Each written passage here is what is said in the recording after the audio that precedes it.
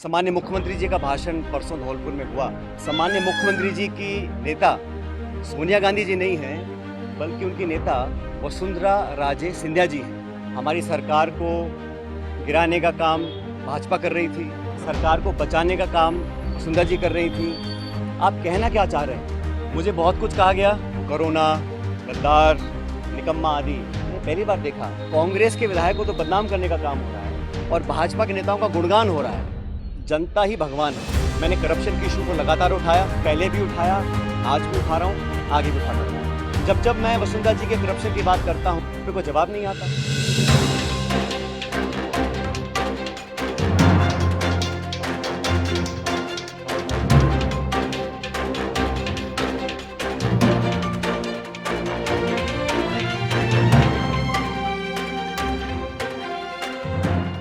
सामान्य मुख्यमंत्री जी का भाषण परसों धौलपुर में हुआ और उस भाषण को सुनने के बाद मुझे ऐसा लगता है कि सामान्य मुख्यमंत्री जी की नेता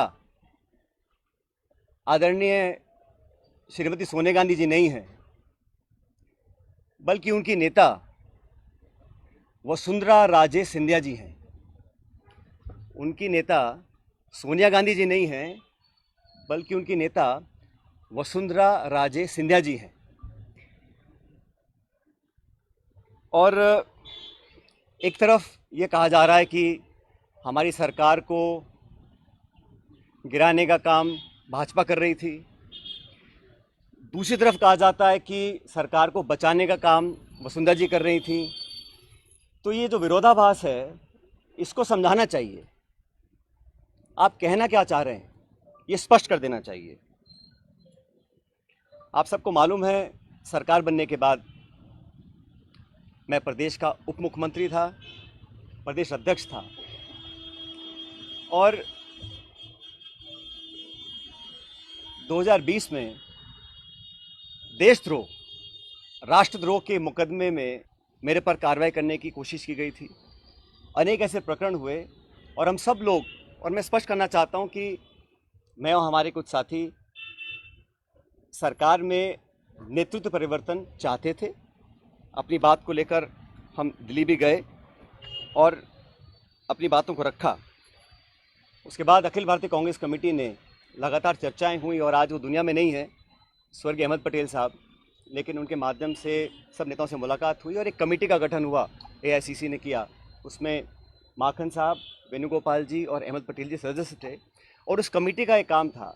और कमेटी जब गठन हुआ उस समय हम सब की बात सुनकर हमारी बातों को एक्सेप्ट किया गया और एक रोड मैप तैयार किया गया।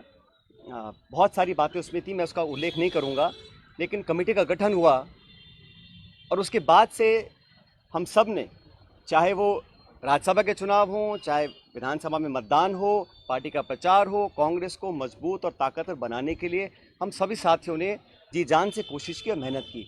और 2.5 साल का जो कार्यकाल निकला वो इस बात का प्रतीक है। अनुशासन तोड़ने का काम कभी भी किसी ने नहीं किया।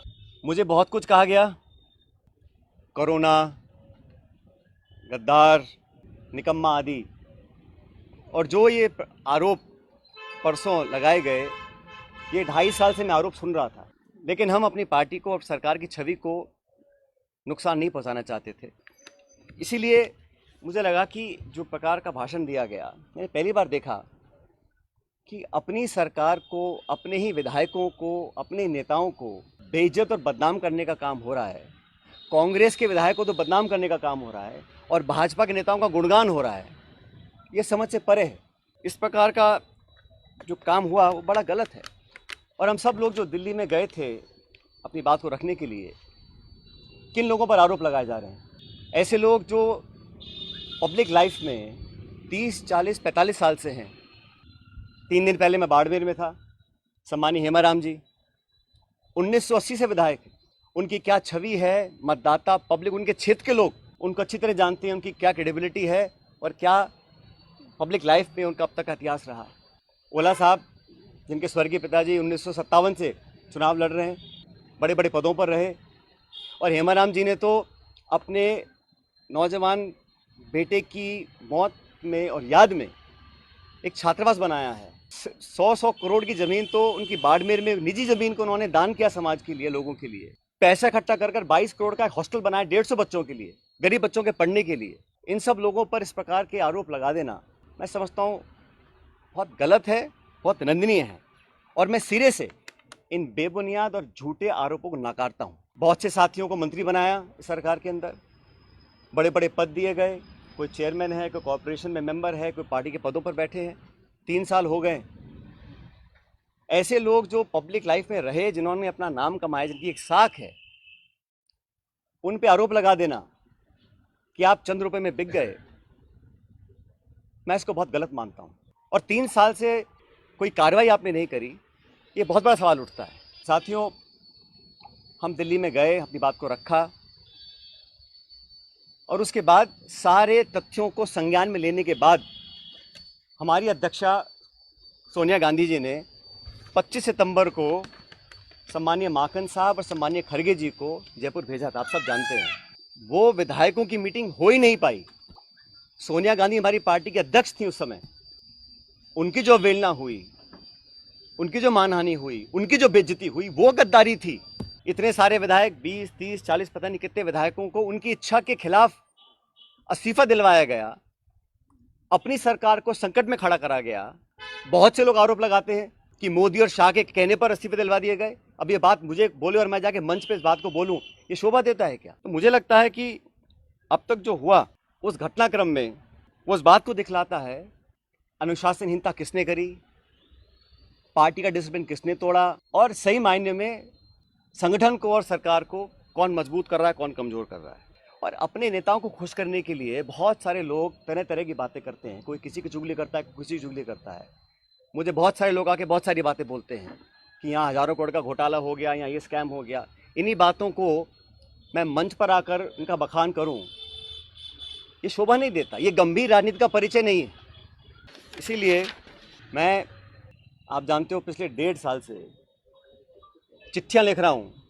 वसुंधरा जी के कार्यकाल में जो तमाम गंभीर भ्रष्टाचार के आरोप हमने लगाए, अशोक गहलोत जी ने लगाए, मैंने लगाए, मंचों पर लगाए, प्रेस कॉन्फ्रेंस करके लगाए, उनकी जांच क्यों नहीं हो पा रही थी। अब मुझे समझ में आ रहा है कि ये जांच अब तक क्यों नहीं हुई। मेरे चिट्ठियाँ लिखने के बावजूद मैं 11 अप्रैल को जयपुर में अनशन पर बैठा इस मांग को लेकर, लेकिन अब मैं नाउम्मीद हूँ क्योंकि तथ्य सामने आ रहे हैं। कार्रवाई क्यों नहीं हो और क्यों नहीं होगी, ये बात भी स्पष्ट हो चुकी है। मैं ऐसा मानता हूं कि हम लोग जो पब्लिक लाइफ में हैं, जनता ही भगवान है, और जनता जनार्दन के सामने हम सबको नतमस्तक होना पड़ेगा। मैंने करप्शन की इशू को लगातार उठाया, पहले भी उठाया, आज भी उठा रहा हूं, आगे भी उठाता रहूँगा। जब जब मैं वसुंधरा जी के करप्शन की बात करता हूं, या जो पेपर लीक हुए जिसमें लाखों बच्चों के भविष्य पर सवाल चिन्ह खड़े हो गए, उस पर कोई जवाब नहीं आता।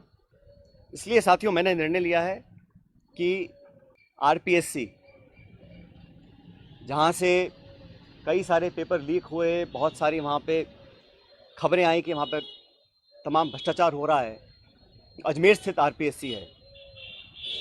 मैं 11 तारीख को, परसों, अजमेर से एक यात्रा निकालूंगा।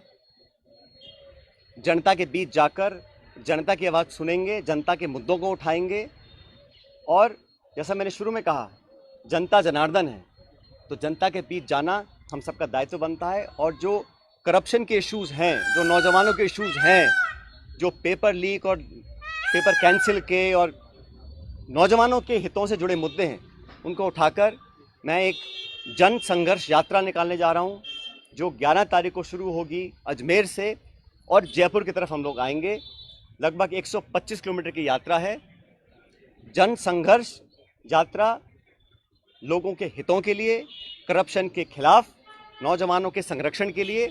उनकी आवाज़ को हम सुनेंगे, उनकी आवाज़ को बुलंद करेंगे, और मैं समझता हूं कि सही निर्णय तब लिए जाएंगे जब जनता का पूरा हमारा साथ होगा, जनता का पूरा प्रेशर होगा।